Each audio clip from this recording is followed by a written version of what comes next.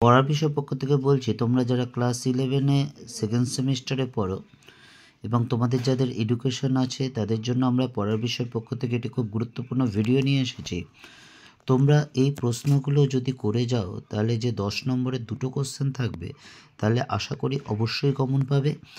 তোমরা জানো, তোমরা যে স্কুলে পড়ো, যে শিক্ষক শিক্ষিকাগণ পড়ান তারাই কিন্তু কোশ্চেন করবেন ক্লাস 11-এর সেকেন্ড সেমিস্টারে। কিন্তু আমরা যে প্রশ্নগুলো দেব অধিকাংশ স্কুলেই কিন্তু এই প্রশ্নগুলো অবশ্যই আসবে।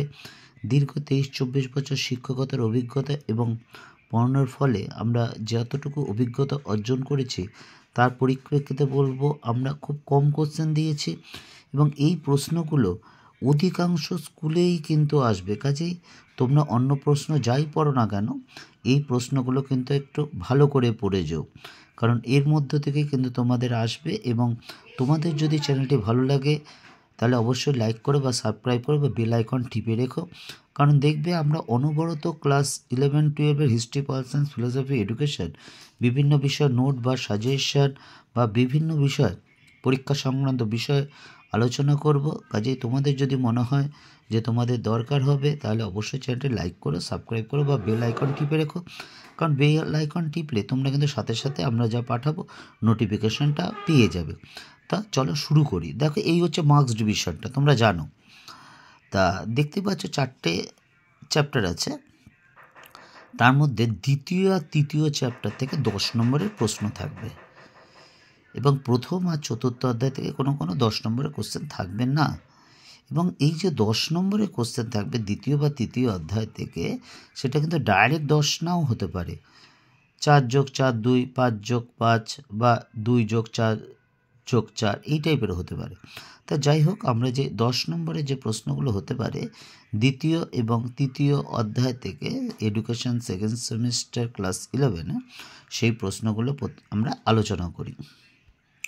দেখো, দ্বিতীয় অধ্যায় থেকে অর্থাৎ বৃদ্ধি ও বিকাশ থেকে যে 10 নম্বরের প্রশ্ন আসতে পারে সেগুলো আমরা বলছি। দেখো, প্রথম প্রশ্ন দেখো, বৃদ্ধি ও বিকাশ কাকে বলে, এদের বৈশিষ্ট্যগুলি লেখো ও বৃদ্ধি ও বিকাশের মধ্যে সম্পর্ক আলোচনা করো। এই সম্পর্ক আলোচনা করো, এর মধ্যে কিন্তু পার্থক্য আছে। তা যাই হোক, এর মধ্যে দেখো এই বৃদ্ধি বিকাশের মধ্যে পার্থক্য বা সম্পর্ক বা বৈশিষ্ট্য যাই বলি না কেন এগুলো কিন্তু 5এও আসতে পারে। দ্বিতীয় প্রশ্নটা দেখো, কৈশোর বা বয়ঃসন্ধিকাল কাকে বলে, কৈশোরের দৈহিক ও মানসিক বিকাশগত বৈশিষ্ট্য লেখো। কৈশোরকালের চাহিদা পূরণে পিতামাতা, শিক্ষক শিক্ষিকার ভূমিকা আলোচনা করো। এটাও খুব গুরুত্বপূর্ণ প্রশ্ন এবং একই কথা বলবে এর কোনো একটা অংশ, অর্থাৎ কৈশোরকালের চাহিদা পূরণে পিতামাতা বা শিক্ষক শিক্ষিকার ভূমিকা বা কৈশোরের দৈহিক ও মানসিক বিকাশগত বৈশিষ্ট্য এগুলো কিন্তু আলাদা করে 5এও আসতে পারে। 3 নম্বর প্রশ্ন দেখো, বংশগতি ও পরিবেশের সংজ্ঞা দাও, এদের ওপর শিক্ষার ভূমিকা আলোচনা করো। 4 নম্বর, বৃদ্ধি ও বিকাশের নীতিগুলি আলোচনা করো এবং এদের শিক্ষাগত তাৎপর্য বা প্রভাব লেখো।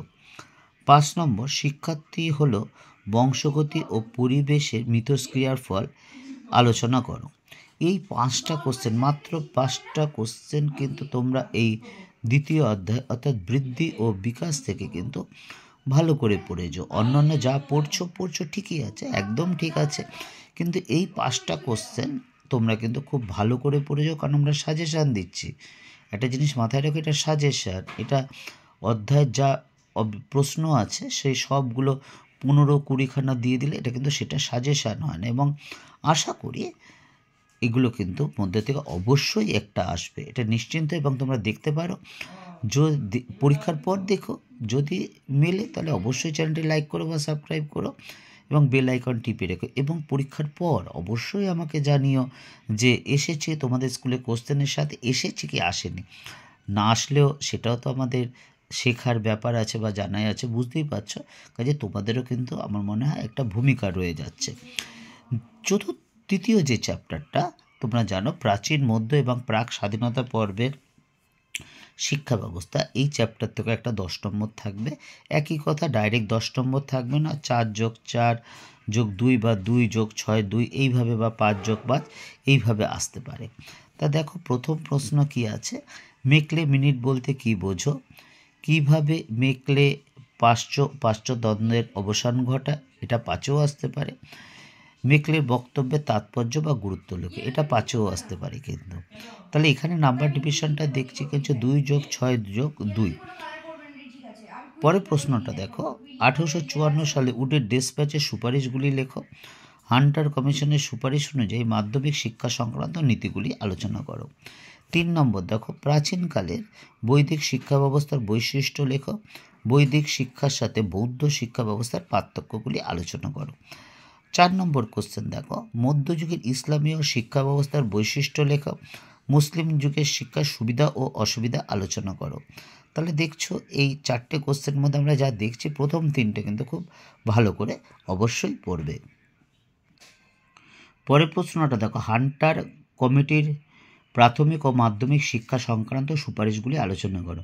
আমরা মাধ্যমিকটা আগেও দেওয়া আছে, তবুও প্রশ্ন অনুসারে দিয়ে দিলাম। হয়তো সংখ্যা বেড়েছে, আমার মনে হয় সেটা কিছু হবে না, কারণ প্রশ্নটা কীভাবে আসতে পারে এটা তোমাদের সামনে তুলে ধরাটাও কিন্তু আমাদের একটা নৈতিক দায়িত্বের মধ্যে এসে পড়ে। লাস্ট প্রশ্ন দেখো, প্রাচীন ভারতের শিক্ষা ব্যবস্থা নালন্দা ও তক্ষশিলা বিশ্ববিদ্যালয়ের গুরুত্ব আলোচনা করো। এই 6টি কোশ্চেন, তার মধ্যে 5টি কোশ্চেন কিন্তু অবশ্যই ভালো করে পড়ো। তাহলে এইগুলো যদি পড়ো তাহলে কিন্তু আশা করি তোমাদের যে এডুকেশন ক্লাস 11 সেকেন্ড সেমিস্টারের দ্বিতীয় এবং তৃতীয় অধ্যায় থেকে একটা করে 10 থাকবে, তার মধ্যে কিন্তু অবশ্যই কমন পাবে। পড়া বিষয় পক্ষ থেকে এতটুকুই। অগ্রিম শুভেচ্ছা লাগে। যদি ভালো লাগে বা মনে হয় উপকার পাচ্ছ আমাদের পড়ার বিষয় চ্যানেলের মাধ্যমে, তাহলে চ্যানেলটা লাইক করো বা সাবস্ক্রাইব করো বা বেল আইকন টিপে রেখো। এবং কোনো কিছু দরকার হলে বা আমাদের যদি কোনো ভুলভ্রান্তি হয়ে যায় সেটা কিন্তু অবশ্যই আমাদের জানিও, কারণ আমরা আরও জানতে চাই, শিখতে চাই, ভুল হয়েও যেতে পারে। যাই হোক, পড়ার বিষয় পক্ষ থেকে এতটুকুই। অগ্রিম শুভেচ্ছা রইল। অবশ্যই তোমাদের সেকেন্ড সেমিস্টার খুব ভালো হবে এবং সার্বিকভাবে উচ্চ মাধ্যমিকেও ভালো হবে এবং জীবনে সফল অবশ্যই হবে। নিজের উপর বিশ্বাস রাখো। অগ্রিম শুভেচ্ছা রইল তার জন্য পড়ার বিষয় পক্ষ থেকে।